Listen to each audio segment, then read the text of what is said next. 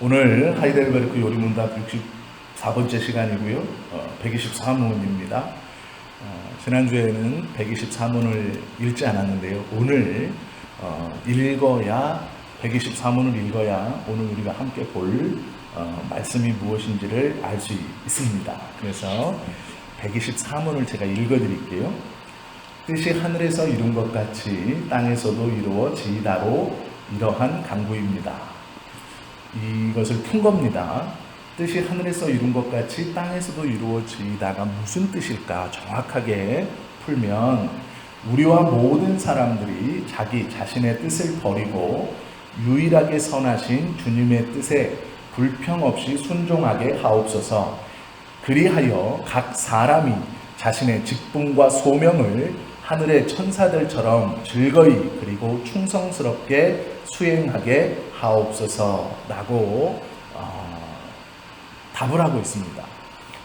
여기서 오늘 우리가 볼 것은요, 마지막 구절이에요. 그게 무엇이냐면, 각 사람이 자신의 직분과 소명을, 즉 하나님이 맡겨주신 직분 그리고 소명을 누구처럼 감당하냐면 하늘의 천사들처럼 즐거이 그리고 충성스럽게 수행하게 하옵소서라는 것을 우리가 보려고 합니다.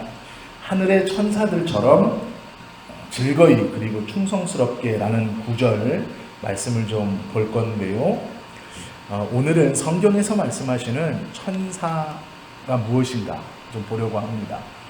우리가 지금까지 생각해 왔던 천사와 성경에서 기록하고 있는 천사는 조금 다릅니다. 그래서 성경에서 말씀하시는 천사가 무엇인지를 저희들이 함께 좀 보려고 합니다. 천사라고 하면 저희 생각에서는 눈에 보이지 않고 능력도 있고 여러 가지 나름대로 생각하시는 그러한 이미지들이 있습니다. 하얀 날개도 가지고 있고 너무 또 잘생기고 하얀 옷도 입고 이런 이미지가 있을 수도 있고요. 또 반대로 그림에서 보았듯이 어린아이와 같이 아기들의 등에 날개가 달린 그러한 천사, 이렇게 생각하실 수도 있습니다. 성경에서 말씀하시는 천사라는 것은요, 저희들이 생각하는 것과는 조금 다릅니다. 그렇게 화려하거나 멋있지 않을 수도 있다라는 것이죠. 또 생긴 것도 전혀 다르게 생겼을 수도 있습니다. 먼저 말씀드리면, 천사의 생김새는 어떻게 생겼는지는 나와 있지는 않습니다. 사람과 비슷한지 아닌지 성경은 그것을 말하고 있지는 않습니다.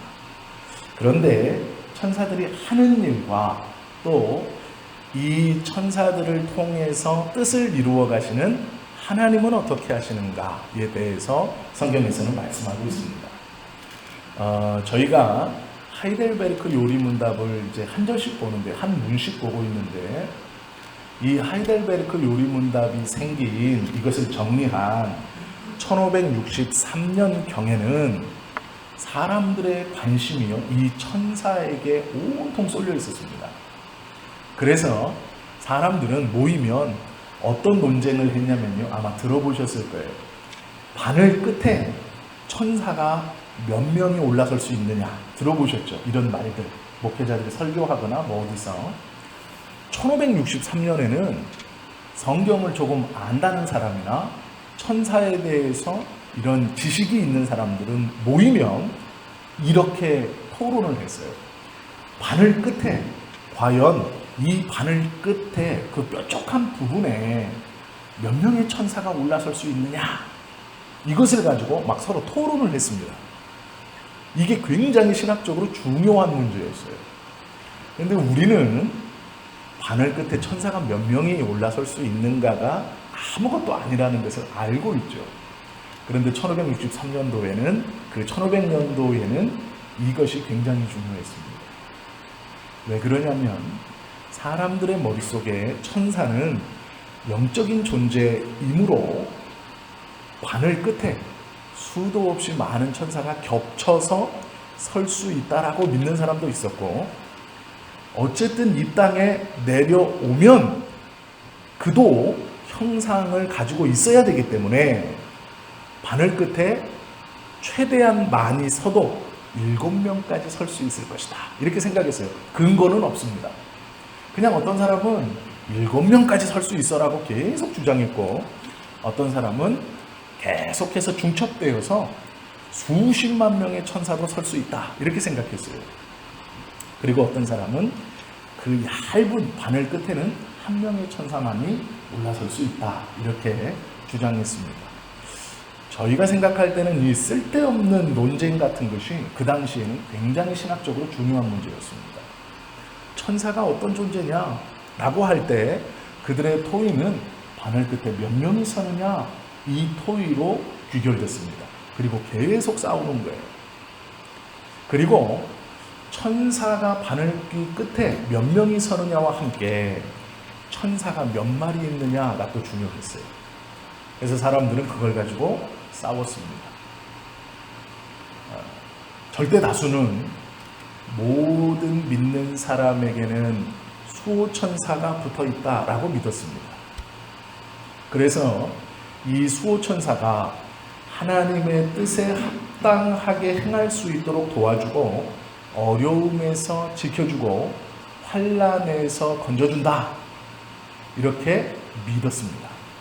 만약에 여러분들 중에도, 우리 성도님들 중에도 수호천사가 있을 것이다 라고 생각하고 계시다면 그건 성경적이지 않습니다. 먼저 말씀드립니다. 수호천사가 있다라고 생각한다면 성경적이지 않아요. 이 1500년대의 사람들은 수호천사가 있을 것이다 라고 생각했어요. 그리고 끊임없이 토의했는데요. 뭘 토의했냐면, 그러면 믿던 사람이 사고로 죽으면 그 죽은 사람의 수호천사가 능력이 있는 것이냐 없는 것이냐, 또 죽은 그 수호천사는, 자기가 수호하던 사람이 죽은 수호천사는 소멸되는 것이냐 아니면 다른 사람을 수호하는 것이냐, 이 사람이 죽고 다른 이가 태어날 때 글로 가서 이 사람을 또 수호하는 것이냐, 아니면 사람이 많이 태어나면 천사도 많아지느냐, 수가 갑자기 한 사람도 하나가 붙어 있어야 되니까, 이런 논쟁들로 대부분의 시간을 보냈습니다. 즉 바늘귀 끝에 천사가 몇 명이 서느냐, 천사는 사람에게 한 명씩 붙어 있을 것인데 저 사람이 만약 예수님을 잘 믿는데 나쁜 일을 당하면 그 천사가 힘이 있는 것이냐 없는 것이냐, 그리고 수호하던 사람이 죽었을 때 이 천사는 다른 사람을 수호하러 가느냐 아니면 소멸되느냐 하늘로 가느냐, 여러 가지 문제를 가지고 토론했습니다.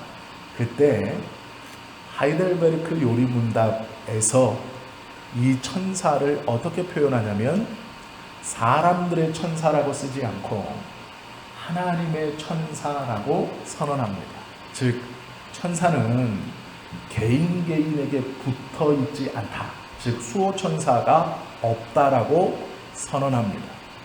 이것은 당시에 굉장히 지혜로운 선언이었고, 우리가 지금 이 알지 못하는 영적 세계인 천사들을 대함에 아주 중요한 길잡이가 됩니다. 천사가요, 한 사람에게 한 명씩 붙어 있다고 주장했던 사람이 있습니다. 이초석이라는 사람이에요. 이분이 모든 사람에게는 태어나면서부터 한 사람의 천사가 붙는다고 가르쳤어요. 그리고 그 사람이 첫 번째 죄를 짓는 순간 이 천사는 미혹의 영으로 그 죄 때문에 바뀌어서 사람을 끊임없이 타락하게 한다라고 가르쳤습니다. 그래서 내가 죄가 없을 때는 천사였다가 내가 죄를 짓는 순간 이것이 미혹의 영으로 바뀌어서 나의 삶에 딱 달라붙어 끊임없이 유혹한다는 거예요. 그래서 내가 다시 죄가 없는 거룩한 상태로 바뀌면 이 천사가 미혹의 영에서 다시 뭐가 될까요? 천사가 돼서 나를 잘되게 도와준다. 그러니 예수 믿는 사람은 이 미혹의 영이 다시 천사로 바뀌어서 도와주기 때문에 곤란하거나 어렵거나 나쁜 일이 생기지 않는다. 이것을 믿느냐? 이렇게 가르쳤어요.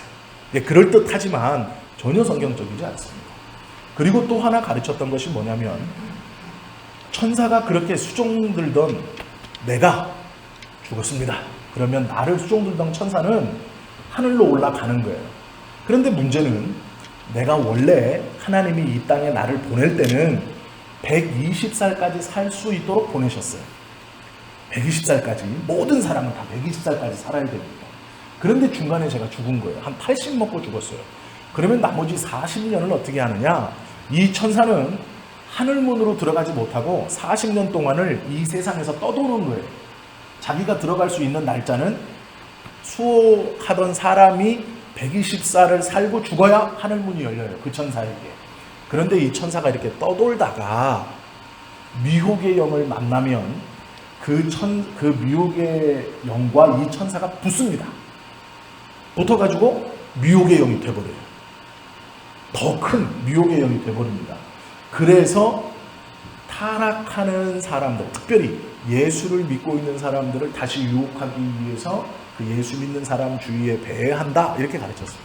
이게 이초성 목사의 가르침이에요. 이것을 가르친 데가 베레아고, 여기서 봤던 것이 천사론이 이겁니다. 120살까지 살게 정해져 있는 사람, 그러나 그렇게 살지 못하면 그 나머지 시간을 이 천사는 미혹의 영으로부터 미혹의 영이 되어 다시 이 땅에 예수 믿는 사람들을 공격하고 그 예수 믿는 것에서 떨어뜨리려고, 즉 미혹의 영의 세력을 넓히려고 그 천사를 미혹의 영으로 바꾸기 위해서 사람들을 죄짓게 하고 죽음으로 내몬다, 이렇게 가르쳤어요. 그러면 사람이 죽는 이유는 뭘까요? 120살 전에 죽는 이유는 미혹의 영의 세력을 늘리려고 그 천사의 수호인인 사람을 죽여버리는 거예요. 이해가 되시죠? 그러면 사람의 죽음은 죄하고 아무 상관없게 되는 것이죠. 그죠? 이거를 잘 알아들으셔야 돼요. 왜 이렇게 말하느냐면 성경에서는 이렇게 안 가리킵니다. 천사에 대해서. 그러면 성경에서 말씀하시는 천사는 뭐냐? 수호천사라는 개념도 성경에서 말씀하지 않아요. 조금 이따 제가 말씀드릴게요. 비슷한 구절이 성경에 2번 나옵니다. 그런데 그것도 저희들이 잘 성경의 말씀을 보면 그것이 아니다라는 것을 알 수 있어요. 개혁주의에서는 수호천사라는 개념을 받아들이지 않습니다.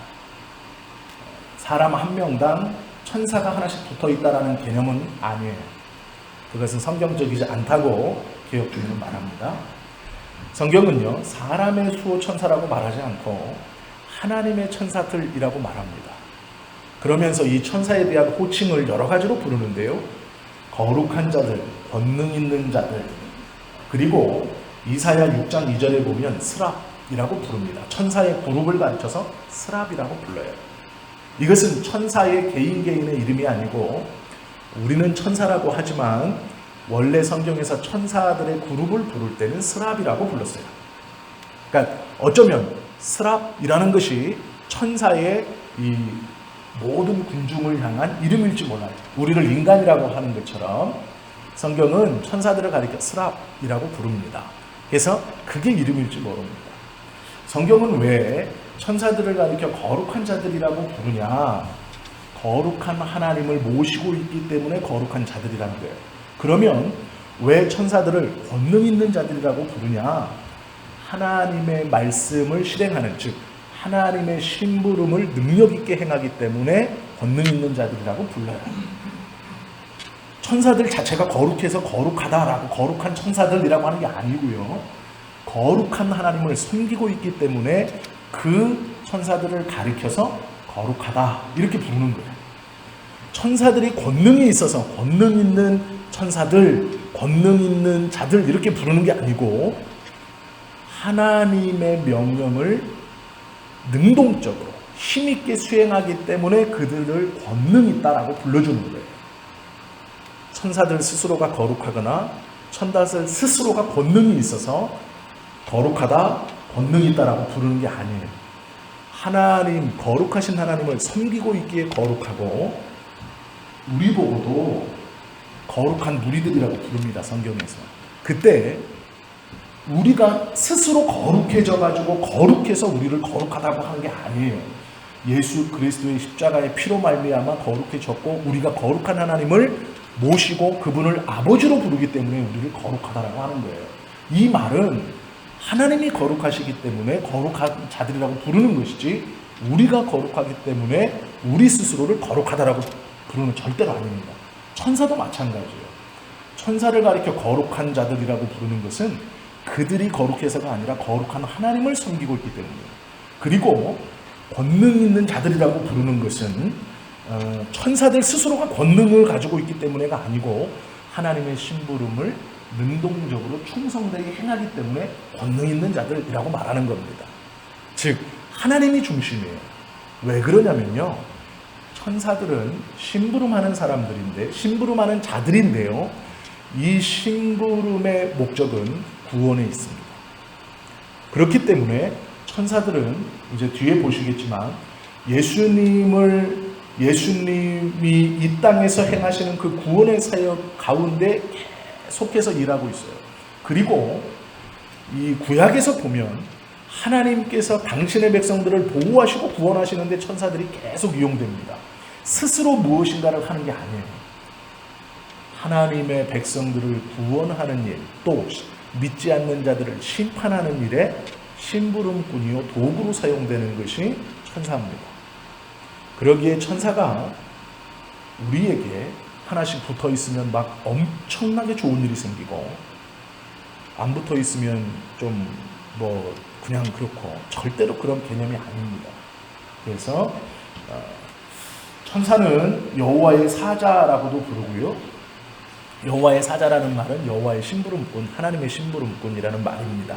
즉 목사들 보고도 이렇게 부르시는 분들 있잖아요. 하나님의 사자, 그래서 기도하실 때 우리 사자 목사님 이렇게 부르잖아요. 이 말이 원래 뜻은 하나님의 심부름꾼이라는 뜻이에요. 그러면 그렇게 부르는 거예요. 우리 심부름꾼 이렇게 부르는 거 똑같은 거예요.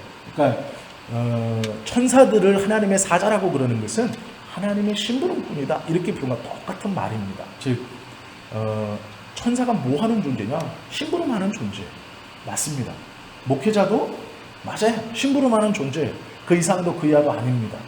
성경에서 가만히 보시면요, 아까 제가 말씀드린 이사야서 6장 2절에 스랍이라고 부르는 천사가 등장해요. 그런데 이 천사가 어떠한 일을 하냐면 하나님을 찬양합니다. 큰 소리로 공중에 떠서 하나님을 찬양하는데요, 이 천사가 어떻게 생겼느냐? 이사야서 6장 보면 나와요. 날개가 6장이 있는데요, 2장으로는 얼굴을 가리고 있어요. 얼굴을 쫙 가리고 있습니다. 2장으로 겹쳐서. 그리고 2장으로는 발을 가리고 있어요.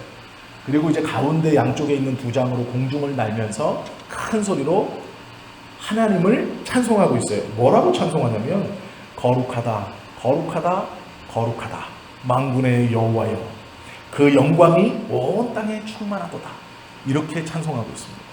즉 천사는 하나님을 찬송할 때 자신의 얼굴과 발을 가리우고 큰 소리로 거룩하다, 거룩하다, 거룩하다, 만군의 여호와여, 그의 영광이 하늘과 땅에 충만하도다, 이렇게 찬송하고 있는 것이 천사예요. 이 천사를 가리켜서 스랍이라고 부릅니다. 그런데요, 이 스랍이라는 단어가 우리가 아는 것처럼 구약에서 한 번 더 나옵니다. 언제 나오냐면 법궤를 만들 때 나와요. 법궤를 다 만들어 놓고 그 법궤 위에, 요게 법궤 끝이라면 천사 2마리가 이렇게 있습니다. 날개가 서로 붙어 있어요. 이쪽 천사와 이쪽 천사가 이렇게 날개가 붙어 있습니다. 이 끝이 붙어 있고요. 요 날개 가운데를 시온자라고 불렀어요. 이 법궤의 요 부분을 시온자라고 불렀습니다. 하나님의 은혜가 선포되는 곳, 즉 하나님의 은혜가 시작되는 곳이라고 불렀어요. 그래서 여기를 시온자라고 불렀습니다. 우리가 생각하시는 이렇게 하늘, 이게 아니고요. 그 법궤 위에 천사의 날개로 덮인 그 가운데가 시온자였어요. 하나님의 은혜가 시작되는 곳.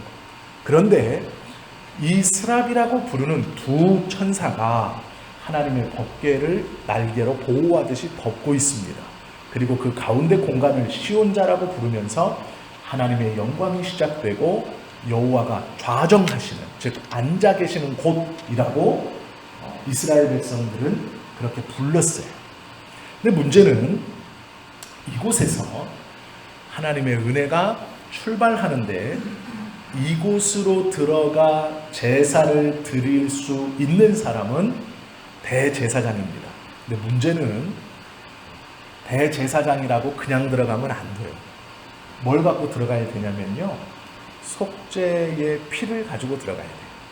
속죄의 피, 즉 짐승의 피를 가지고 들어가야 그 안까지 들어갈 수 있습니다.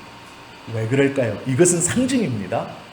신약에서 예수 그리스도의 십자가의 보혈 없이는 하나님 앞에 나아갈 수 없다라는 거예요. 하나님 앞에 나아갈 수 없을 뿐 아니라 나아가지 못하니 그 은혜의 출발, 은혜를 받을 수 없다. 즉 예수 그리스도의 보혈이 아니고서는 하나님 앞에 나아갈 수 없고 그 은혜를 경험할 수 없다라는 것을 보여주는 겁니다.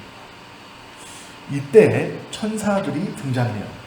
창세기 3장에도 보면 구룹이라는 호칭으로 불리는, 아까는 스랍이라고도 불렀죠. 이번에는 구룹이라고 부르는 천사들이 등장합니다. 하나님이 명령하셨어요. 뭘 명령하셨냐면 생명나무를 지켜라, 이렇게 명령하셨어요. 그때 불검을 가지고 이 천사들이 생명나무를 지킵니다. 근데 이것도 가만히 잘 생각해 보세요. 사람은 원래 생명나무를 따먹을 필요가 있었을까요? 없었을까요? 없었어요. 하나님이 우리를 창조하실 때 영원히 살 수 있도록 창조하셨습니다. 그런데 죄가 들어오고 그 죄의 결과로 사망이 들어왔죠. 그래서 죽음이 우리를 쫓아오는 겁니다. 죽음이 우리를 정확히 말하면 죽음이 앞에 있고 우리가 죽음을 향해 달려가는 거예요. 그래서 그 죽음을 만나면 죽는 겁니다. 죽음을 향해 뛰어가는 거예요. 그런데 그때 하나님께서 그룹이라는 천사들을 명해서 생명나무를 지키게 해요. 왜 지키게 할까요? 참 생명이신 예수 그리스도가 그분의 보혈로 주시는 참 생명을 얻기까지 누구도 이 생명나무를 예수 그리스도의 보혈 외에 다른 방법으로 취하지 못하도록 지키게 하시는 거예요. 이해가 되시죠? 그러면 우리가 예수 그리스도의 보혈로 참 생명을 얻으면 천사가 그 생명나무를 지킬 필요가 있을까요? 없을까요? 없는 것이죠. 이것은 하나님께서 처음 사람을 만드셨을 때 생명나무를 지키는 천사를 굳이 둘 필요가 없었던 것과 같은 거예요. 우리가 그리스도를 믿는다는 것은요, 참 생명을 얻는 거예요. 우리가 참 생명을 얻으면 생명나무를 지키기 위해서 지키고 있는 천사가 필요 없는 거예요. 제가 왜 이 말씀을 계속 드리냐면, 천사는 하나님의 구원과 관련되어 일하는 자들입니다. 그것이 천사를 바라보는 정확한 눈이에요. 천사를 가까이 하면 어떤 좋은 일이 생기고 어려움에서 나를 도와주고 아니고요. 하나님의 구원과 관련하여서 일하는 것이 천사들이에요. 예수님의 사역과 천사가 성경에 기록되어 있죠. 천사는 예수님이 이 땅에 계시는 동안 정말로 많이 일을 했어요. 그리고 성경에서요, 굉장히 자주 등장합니다. 예수님과 붙어 있을 때. 특별히 어느 때 나왔냐면 예수님께서 태어나실 것이다 라는 소식을 전한 것이 천사예요. 우리 다 아시죠? 그리고 가브리엘은 나사렛에 살고 있던 마리아에게 나타나가지고 내가 메시아를 성령으로 말미암아 품고 날 것이다 라고 천사가 가르쳐줬어요. 그리고 요셉에게도 천사가 나타나서 이제 마리아가 애를 낳을 것인데 그 아이의 이름을 예수라고 불러라 라고, 이름을 이렇게 불러라 라고 한 것도 천사가 나타나서 요셉에게 일러준 겁니다.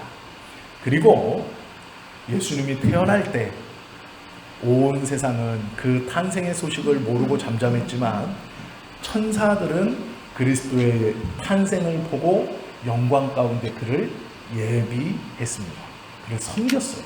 말구유에서 천사들이 그 소식을 알고 예수님을 섬긴 것도 천사들이죠. 그리고 예수님의 사역에 보면 예수님께서 이제 공생애를 시작하시기 전에 광야에 가서 40일을 금식하세요. 그리고 돌아오시면서 마지막으로 마귀에게 시험 받으시죠. 3가지를 시험 받습니다. 그리고 그것을 이기신 후에 성경의 기록에 보면 천사가 와서 수종 들더라 이렇게 돼 있어요. 이게 성경의 기록입니다. 또 십자가를 지시기 전 산에 올라가 마지막 기도하실 때 제자들은 다 자고 있었어요. 그런데 성경은 뭐라고 기록하냐면 천사가 힘을 보탰다 이렇게 기록하고 있어요. 예수님께서 십자가를 지시기 전에. 그리고 예수님께서 십자가를 지시고 돌아가셔서 무덤에 묻히고 부활하셨을 때 그 부활하셨다라는 소식을 알린 것도 천사입니다. 천사가 마리아에게 알려주었어요. 왜 여기서 찾느냐? 부활하셨다라고 알려주신 것도 천사예요. 그리고 40일이 지나서 예수님께서 승천하고 계실 때 천사가 그것을 보고 있는 제자들에게 가르쳐줍니다.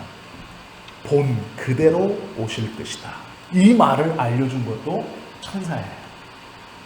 그리고 성경에 보시면 예수님께서 이 땅에 구름 타고 다시 재림하실 때 천군 천사와 함께 오신다. 즉 그 예수님을 호위하여 오는 것도 천사라고 기록되어 있습니다. 계시록에 보면 심판날에 예수 믿지 않은 사람들을 분리시켜 영원한 죽음으로 갈라놓고 그 일을 하는 것도 천사라고 기록하고 있어요.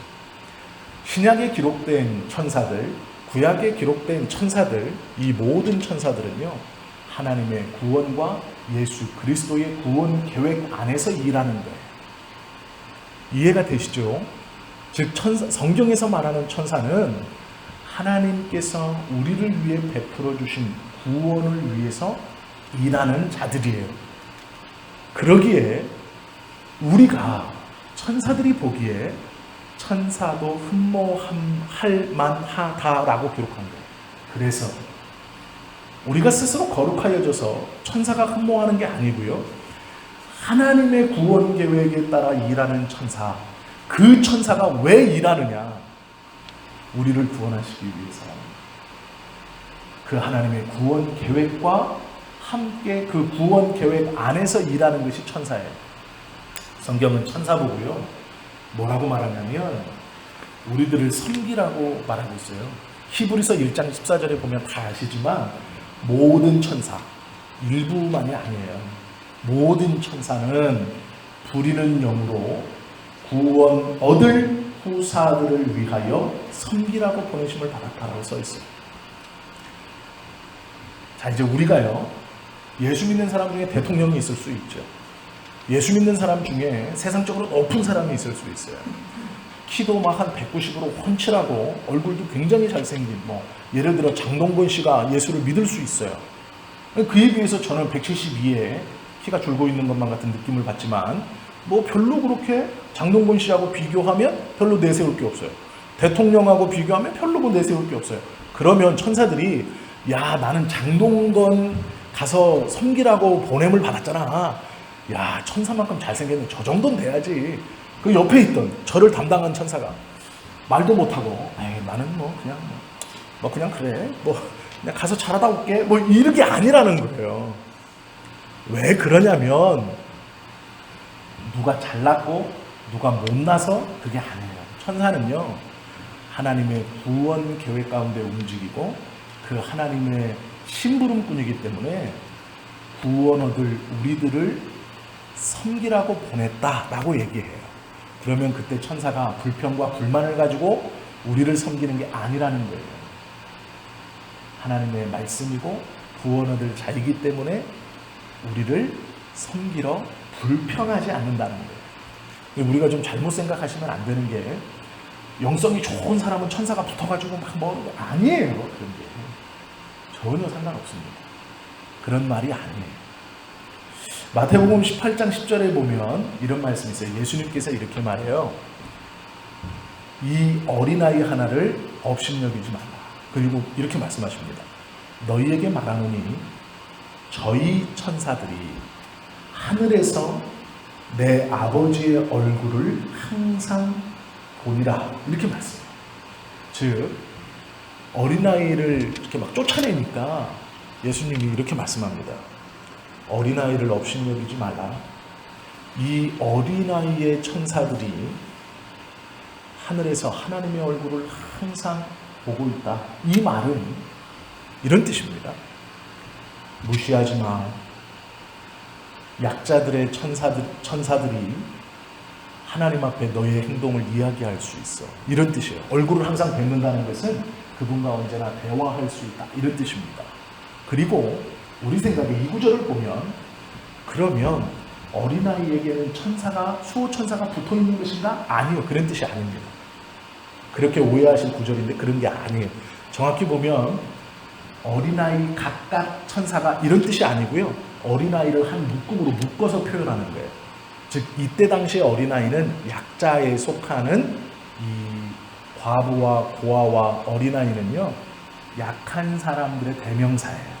그래서 이것을 정확히 말씀하시면 예수님께서 이렇게 말씀하시는 거예요. 약한 자들 괴롭히지 마라. 그 약한 자들의 천사가 항상 하나님과 함께 있다. 이렇게 말하는 건 똑같은 거예요. 즉 어린아이 한 명 개인에게 천사가 붙어있다는 뜻이 아니고 약한 자들, 그룹. 그리고 이 구절의 핵심은 천사가 이 아이들에게 붙어있느냐가 아니고요. 하나님이 그것을 보고 계시다라는 거예요. 이게 핵심입니다. 예수님의 말씀의 핵심은. 천사가 아이에게 붙어서 수호천사가 붙어있다는 구절이 아니고 하나님이 우리를 보고 계신다라는 말이에요. 오해하시면 안 되고요. 이제 정말로 이상한 구절이 하나 있어요. 그게 뭐냐면 사도행전에 보면 베드로가 옥에 갇힙니다. 그때 이제 성도들이 막 기도해요. 베드로 사도를 하나님 살려주십시오. 왜냐하면 이제 로마의 핍박이 어떻게 이루어지고 있냐면 예수님을 죽인 뒤로 예수님이 부활하셔서 막 권능과 능력이 일어나니까 로마에서 이제 예수 믿는 자들을 그 전까지는 뭐 매를 때린다거나 별로 관여를 안 했어요. 야, 너희 유대인들 빨리 와가지고 제사장들 보고 알아서 해. 얘 예수쟁이잖아. 너희 관할하냐. 종교 문제잖아. 알아서 해. 빨리. 그랬는데 이제는요. 같이 투옥시켜서 죽입니다. 자꾸 이게 막 능력, 권능이 나타나고 예수 믿는 사람이 늘어나니까 이제 죽이기 시작해요. 그때 베드로가 잡혔습니다. 성도들이요 죽는다고 생각했어요. 사도행전을 보시면 열심히 기도합니다. 12장에 보면 막 베드로 때문에 기도해요. 그때 우리가 아시는 것처럼 옥문이 확 열립니다. 그리고 베드로가 성큼성큼 걸어나와요. 그래서 자기를 위해서 기도하는 성도들이 있는 그 곳까지 와가지고 베드로가 부릅니다. 안에 있는 사람을 불러요. 내가 베드로다 라고 부르니까 모든 사람들이 기도하고 막 이렇게 하느라 그 소리를 못 들었어요. 그러다가 이 한 여성이 이야기를 들어요. 어린아이라고 성경은 여자를 기록하고 있는데 이름이 있어요. 이름이 있는데 중요하진 않지만 사도행전 12장 15절 말씀 한번 볼게요. 찾아보십시오. 그냥 들으면 지루하시니까 이때 성경을 한번 찾아볼게요. 사도행전 12장 15절. 투옥됐던 베드로가 오자 13절, 14절, 15절 한번 읽어볼게요. 시작. 베드로가 대문을 두드린데 로데라 하는 여자아이가 영접하러 나왔다가 베드로의 음성인 줄 알고 기뻐하여 문을 미처 열지 못하고 달려 들어가 말하되 베드로가 대문 밖에 섰더라 하니 그들이 말하되 내가 미쳤다 하나 여자아이는 힘써 말하되 참말이라 하니 그들이 말하되 그러면 그의 천사라 하더라. 자, 여기서 보시면 이제 요를 그대로 얘기하면 이제 이런 뜻입니다. 베드로가 이제 옥에서 나와가지고요 문을 똑똑 두드립니다. 그러니까 이제 여자아이가 소리가 나니까 이거 문을 열어주라 나오는 거예요. 나오다가 베드로가 누구 없느냐 나 베드로다 이렇게 하니까 여자아이가 목소리를 들었어요. 이건 베드로 목소리인 거예요. 너무 기뻐가지고 문을 열었어야 되는데 문을 열지 않고 그대로 달려 들어가서 안에 있는 사람들한테 베드로가 문 밖에 서 있습니다. 이러니까 이게 미쳤네 이렇게 된 거예요. 자기들이 열심히 기도해놓고 베드로가 섰다고 하니까 이 로데라는 여자 아이가 베드로가 왔습니다. 베드로가 문 밖에 서 있어요 하니까 미쳤다 이렇게 말해요. 그런데도 이 여자아이가 큰 소리로 뭐 분하죠. 자기는 진짜 베드로 목소리를 들었는데 아직 못 봤어요. 문을 안 열었기 때문에. 근데 음성을 분명히 들었거든요. 베드로 음성. 베드로는요, 성경을 보시면 짐작하건대 사투리가 굉장히 셌어요. 왜 그러냐면 베드로가 몇 마디 했는데요. 예수님께서 잡히시던 그날 저녁에 사람이 어두우니까 베드로의 얼굴을 못 보거든요. 얼굴을 이제 모닥불에서 베드로가 떨어집니다. 모닥불을 쬐고 있다가 거기서 이제 이거 얼굴 보니까 예수 쫓아다니던 사람 같은데 그러니까 아니야 하고 모닥불에서 떨어져서 문 뒤로 나와요. 여기는 불이 없거든요. 그러면 거기서는 베드로의 얼굴이 안 보여요. 지금처럼 이렇게 안 보입니다. 그런데 그렇게 쫓아나온 베드로를 따라와요. 그래서 너 베드로 같은데? 이제는 이름을 얘기해요. 그러니까 아니야. 여기서 사투리로 너 갈릴리 사람 맞잖아 이렇게 말해요. 그럼 베드로는요 이 자체가 사투리를 갈릴리 사투리를 이제 우리로 표현하면 그런 거예요. 굉장히 잘 쓰는 사람. 이제 말투가 완전 사투리. 저는 이제 충청도처럼 이렇게 사투리가 있는 사람이에요. 그러면 이 노데라는 여자아이가 베드로가 지금 이렇게 들었어요. 나 베드로다. 잊어버릴 수가 없는 거예요. 왜냐면 베드로의 음성은요 사투리도 강하지만 갈릴리 억양이 있는 거예요. 그러면 이 여성은 확실한 겁니다. 그래서 들어가서 말했는데 너 미쳤다 이렇게 얘기하는 거예요. 그러니까 막 성경에 보면 이 여자아이가 더 큰 소리로 외쳐요. 베드로가 왔다니까요. 막 이랬나 봐요. 억울하죠. 분명히 그 베드로의 목소리는 특이해서 알고 있고 억양이 특이한데 그러면 사람들이 그때 이제 툭 던지는 말이 그래요. 야 그러면 그의 천사일 거야 이렇게 말합니다. 이 당시의 유대인의 개념에서는요 천사라는 건 우리가 지금 생각하는 한 사람 앞에 한 명씩 붙어있는 수호천사라고 생각했어요. 이때 당시 유대인. 그래서 유대인들 중에는요 하나님을 섬기는 사람도 있었지만 천사를 숭배하는 사람이 있었어요. 그래서 초대교회에도요 이 천사 숭배가 굉장히 큰 문제가 돼요.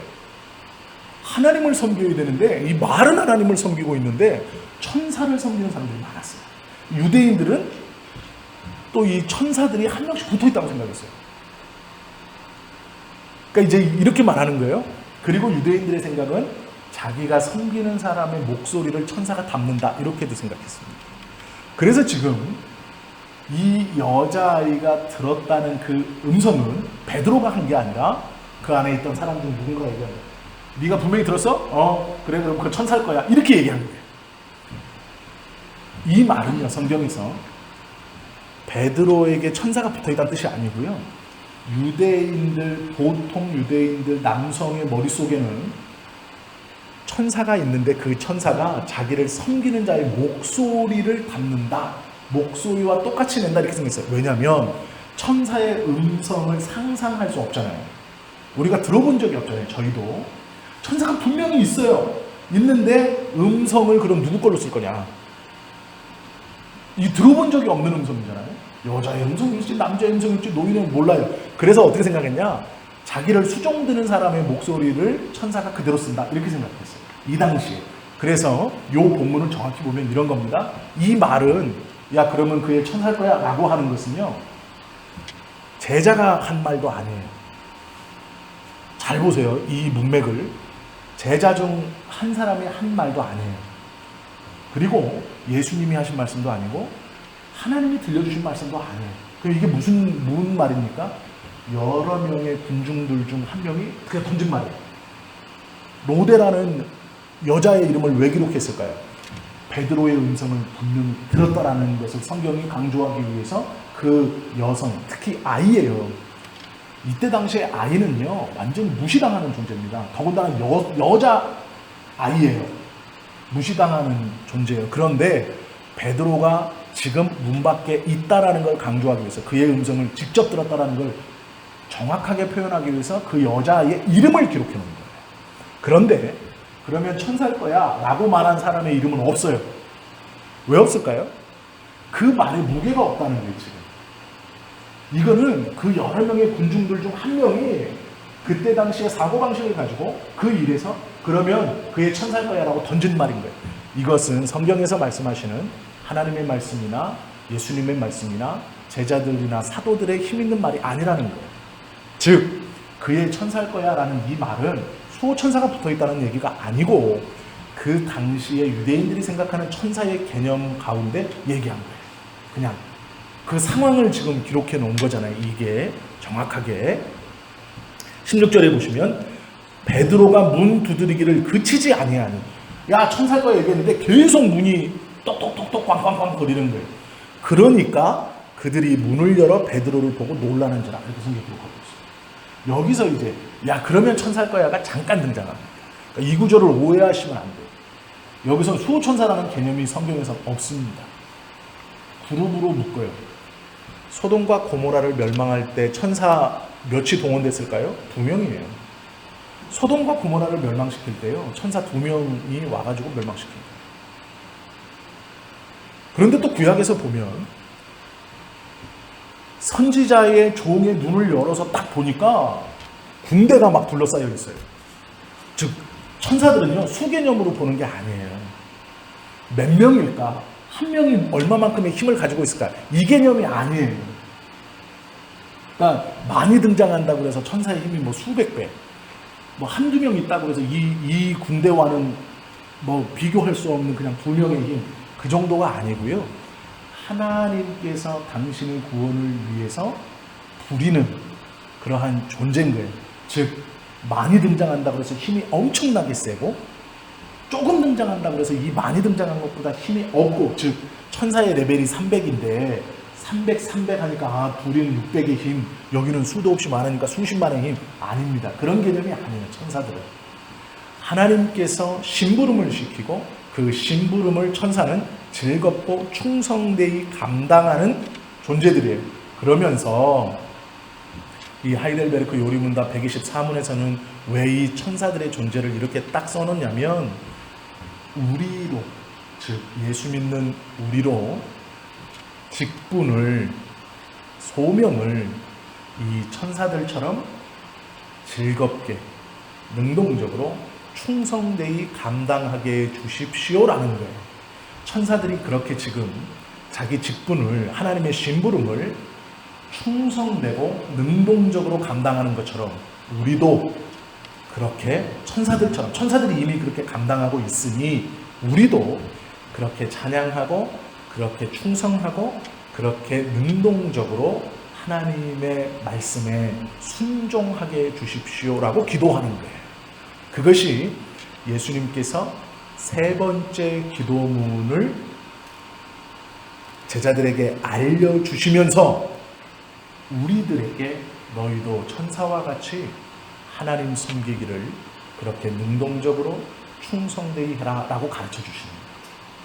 그 의미를 하이델베르크 요리문답 124문에서 풀고 있는 거예요. 그래서 이 124문의 주인공은 천사가 아니고요, 천사처럼 믿는 우리가 섬기라, 이 말씀이에요. 예수님이 지금 하나님 앞에 그렇게 기도하시는 거예요. 하나님, 당신의 자녀들이 지금 능동적으로 일하는, 즐거이 헌신하는 저 천사와 같이 이들도 하나님을 그렇게 기쁘게 능동적으로 충성되이 섬기게 하옵소서, 이렇게 기도하시는 거예요. 그러면 우리는 우리의 관심이 천사에게 갈 게 아니고요, 천사처럼 나도 내가 맡겨진 직분이 능력이 있어서 아니라, 성경에 보시면요 이 직분에 대한 이야기를 굉장히 많이 합니다. 그런데 직분을 맡기는 데 있어서 능력으로 차별을 두고 맡기지 않아요.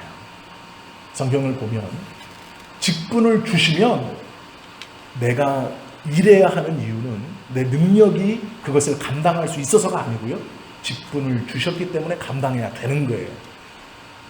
저는 아직 못하겠어요. 언제고 못해요. 언제도 못합니다. 그런 사람은. 하나님께서 직분을 주시면, 우리에게 소명을 주시면 그것을 감당할 능력이 있어서 맡기시는 게 아니에요. 주셨으니까 감당하는 거예요. 천사가 그거하고 똑같다는 겁니다.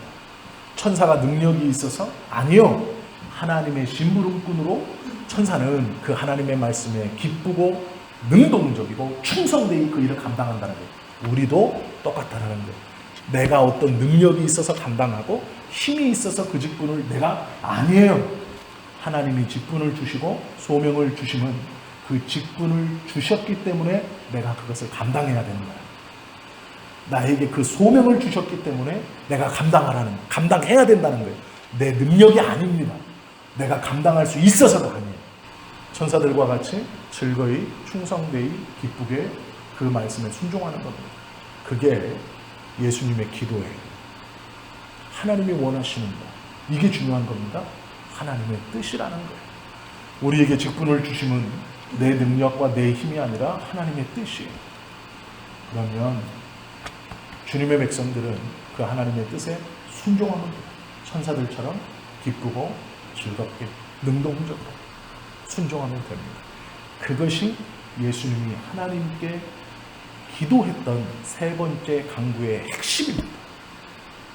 우리가 예수님께서 그렇게 기도하시고 성경의 표현대로라면 지금도 보좌 우편에서 중보하고 계시는데 그 기도를 싹 무시하고 겸손을 가장한 교만으로 나가면 안 됩니다. 하나님께서 우리에게 맡기신 것은 충성되이 순종하면 돼요. 잘했다라고 칭찬하시는 것은 충성된 종에게 하시는 거지 능력 있는 종에게 하시는 게 아니에요. 그걸 기억해야 됩니다. 우리에게 맡겨주시면 너무나 귀한 직분이고 그 직분을 맡은 우리도 하나님께서 맡겨주셨으니 하는 겁니다.